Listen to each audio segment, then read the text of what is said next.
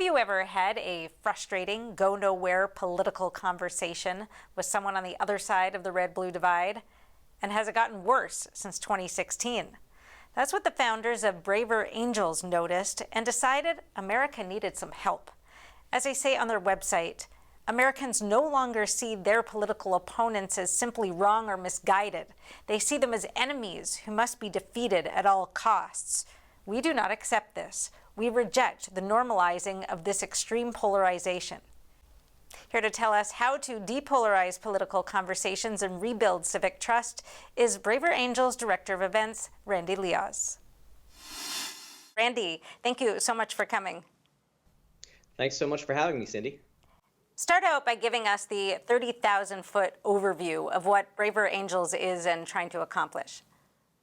Well, we're one of the nation's largest nonprofits focused on depolarizing America. So we recognize that a lot of people are having a very difficult time talking with folks on the other side about what they believe and really maintaining those connections. A lot of relationships have really been torn asunder by the last few years, and we want to help people be able to communicate better and rescue those relationships and be able to understand how one another got to what they believe.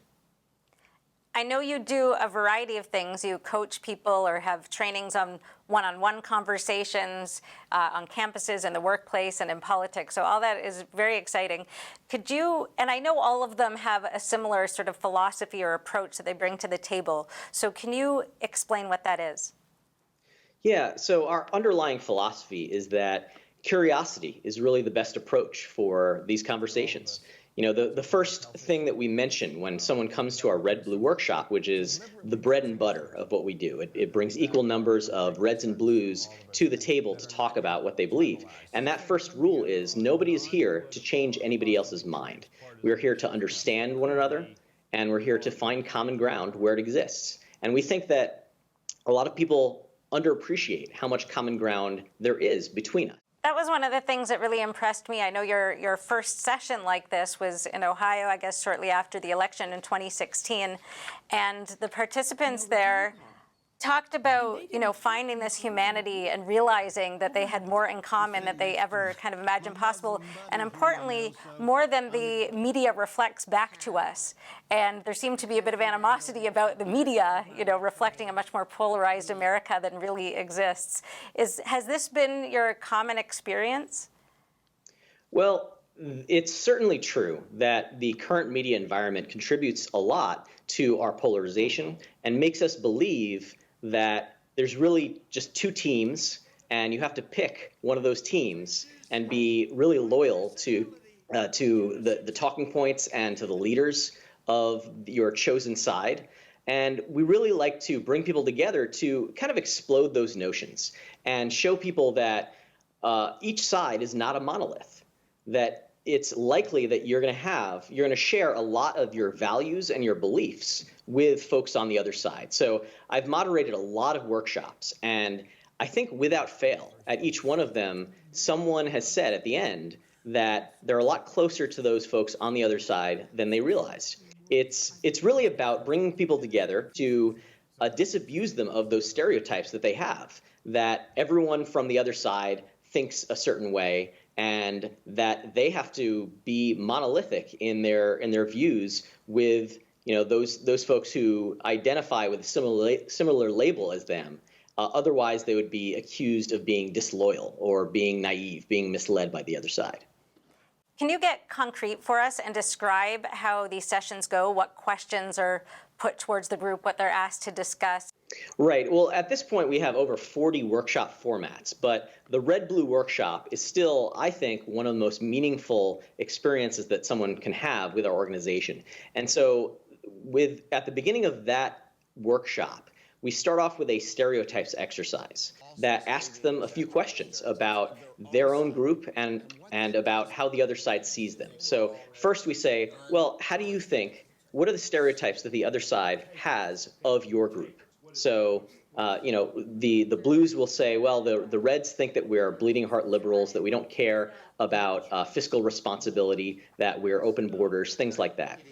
The Reds will say, well, the Blues think that we're racist and that we are misogynistic and that we're Bible thumpers, things like that. So then they have a chance to analyze those stereotypes and say, well, this is what we really represent. This is the reality of the situation, and we'd like the other side to understand us a little bit better. But one of the other really powerful aspects of this exercise is that there is a kernel of truth generally about stereotypes that we ask these groups to recognize. And we say, is there something in your past? Is there a small but vocal minority that makes it appear that this is the character of your group? And when each side is very reflective about how their group is approaching issues and coming across, it's really powerful. It helps to build goodwill between the two sides and really helps them to open up to one another and to fully understand one another. And so then we have opportunities to give them a platform to talk about, well, what they like about their party or their side, but also what their doubts are, right? Again, we want them to be self-reflective. And then finally, the third exercise of this RedBlue Workshop, I think, is the most powerful, because it gives them the chance to ask the questions that have really been burning for them. And of course, as moderators, we help them to craft those questions. So we want to make sure that they're not gotcha questions, right? That they don't have an accusation or an assumption baked into them. We want them to be questions of curiosity, where they're really learning something about one another. And once people talk about how they personally connect to the issue, it's so powerful, right? We are, as human beings, we're a species that relies on narrative. So story is so powerful for us. It helps us to understand the way that our world works. And when we put our beliefs in the form of a narrative, in terms of how we've gotten there, how we've come to understand the world, it really helps to give others a window into our thinking and the values that we bring to that issue, which often are some of the same values that we share. Right? But they might be expressed very differently based on which side of the aisle that you fall.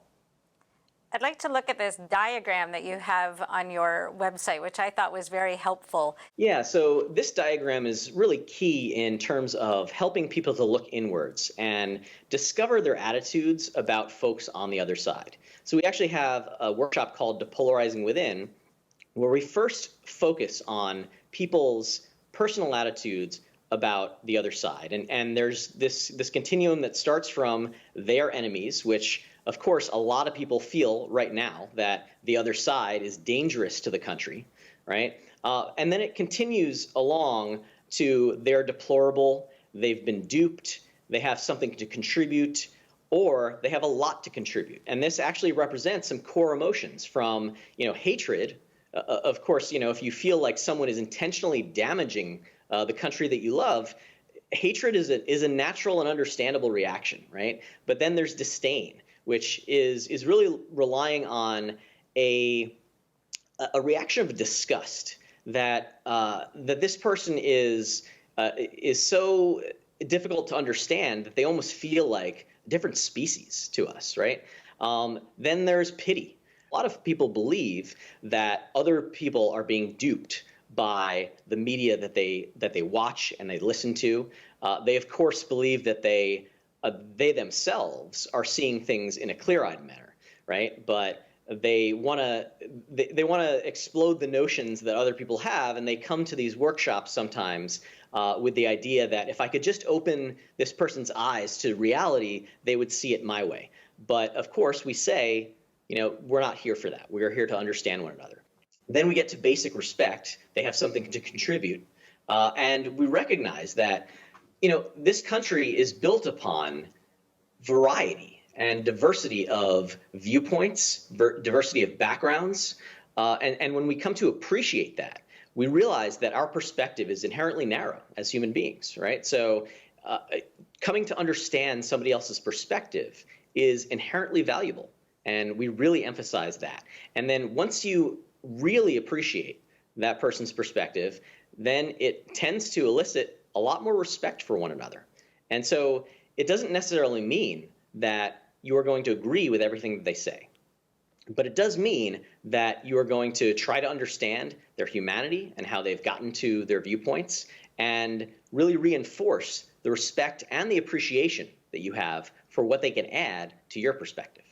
So the goal is to move people from the far left side of this diagram all the way over to the right by the end of the workshop. Is that the goal? Well, I mean, that's certainly a long-term goal for us. It does take a lot of focus, a lot of practice. I have to say, I have been moderating workshops since 2017, and I still have work to do on myself, right? I still have some of these emotions and some of these reactions when I read certain things in the news. And so it is really about a long-term process, but also it's about the focus on relationships, because we've talked to so many people who have had their relationships impacted by this polarization. We even designed a workshop called Families in Politics. You know, every year at Thanksgiving, people tell us that they are dreading going home and seeing relatives that it's been a long time since they talked to, and they know the conversation is going to go poorly. I'm going to suggest to people to go to your website because there are a lot of resources, videos you can watch. I spent a lot of time watching them and I was impressed watching the transformation of people. Do you have any tools you could give us right now, let's say on the one-to-one relationship level, that people can take home from this interview and do something better, do something differently? Yeah. One of the basic ideas that we really try to reinforce at our workshops is before you offer your own perspectives to someone, really try to connect with them by listening to their perspective. It's so much more likely that someone is going to hear your perspective if you first make sure that they feel heard, right? So we say connect first and then offer your perspective. And so one of the basic ways to connect is by paraphrasing, making sure that you fully understand what they've just said to you. And then when you're finally ready to offer your perspective, make sure you do it in a way that they're more able to hear. Right? So use I statements, for example. Say, well, I feel this way, and I recognize that I'm coming from a certain perspective, right? So I also know that it's not the only perspective. It's not the only valid view of the world or view of this issue, right? So it really leaves room for them to hear you and be curious themselves and dig a little bit deeper into how you've come to some of your beliefs, just like you've tried to do with them. We are out of time, but as I said, I suggest people go look at the website, especially the section, the newer section on braver politics, how you're trying to work with congressional members or their staffers, maybe do town halls and debates a little bit differently. I think there's a lot of potential here for healthier discussions across the country. So Randy, Lioz, thank you so much for joining us today. Thanks so much for having me, Cindy.